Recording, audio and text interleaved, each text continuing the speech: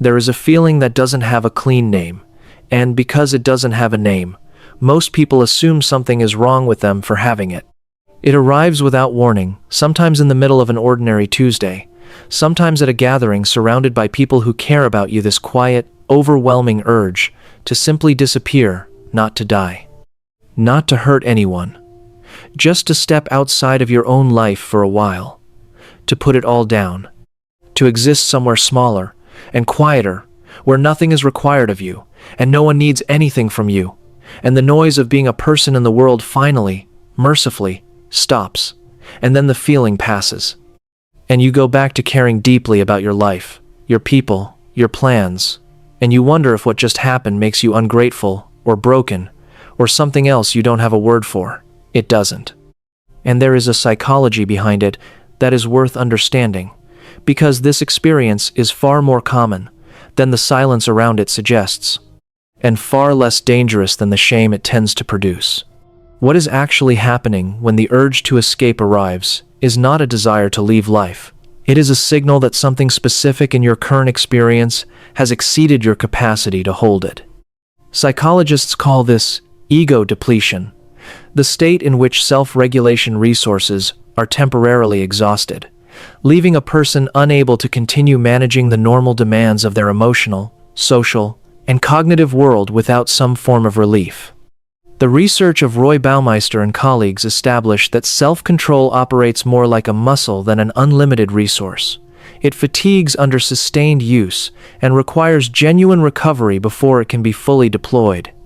Again, the urge to disappear is ego depletion, speaking in the only language the body knows. It is not a rejection of your life. It is the signal that you have been running on empty for longer than you realized, and the system is requesting a genuine stop rather than another push-through. But there is a layer beneath that, and it is the most important one. Think about the kind of person most likely to experience this feeling regularly. The one who carries more than their share, who manages not just their own inner world but the emotional climate of the people around them, who is reliably present and dependable and good at appearing okay. The person whose care for others is so constant and so thorough that by the time they turn inward to ask how they are actually doing, they find the answer has been deferred so many times it no longer rises easily to the surface. That person doesn't want to escape their life. They want to escape the version of their life in which they have no room to simply be without being needed. If this is something you know from the inside, take a moment to like the video. It helps more people find this conversation. And if exploring the quieter, more honest territories of human psychology is something you come here for, subscribing makes that possible. Here is the first thing most people get wrong about this feeling. They treat it as evidence of ingratitude. If your life is objectively fine, if you have people who love you, and work that matters, and reasons to continue, then the urge to escape must mean you are failing to appreciate what you have. This interpretation is not only wrong, it is precisely the kind of internal accusation that makes the urge worse, because it adds shame to depletion, which produces more demand on an already exhausted system, which deepens the desire to disappear further. The urge to escape does not arrive most reliably in objectively terrible lives. It arrives most reliably in lives that are full of responsibility, full of relationship, full of things that matter, and therefore require something from you. Researcher and professor Brené Brown has documented extensively that the people most prone to emotional exhaustion and overwhelm are often the ones most deeply committed to the people and purposes around them. It is caring itself, in high volumes over long periods without adequate recovery, that produces the conditions for the desire to disappear. The second thing most people get wrong is confusing the urge to escape with the desire for isolation. These are different. Isolation is the absence of connection. What most people experiencing this urge actually want is the absence of demand, which is a much more specific and manageable thing. They don't want to be away from people they love. They want to be with people they love without having to perform, manage, regulate, produce, or deliver. They want a connection that doesn't cost them anything. They want to be in the room without needing to hold the room together. What they want in the most precise terms, is rest in the presence of safety. And that is not a pathological desire. It is one of the most fundamental human needs there is. The third thing worth understanding is why the urge intensifies during what should be good periods.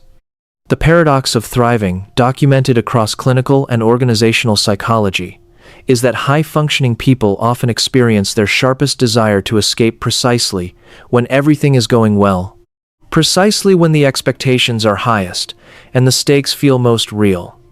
The demand on someone who is capable is always proportional to their perceived capacity. The more you demonstrate that you can handle, the more is placed on you to handle.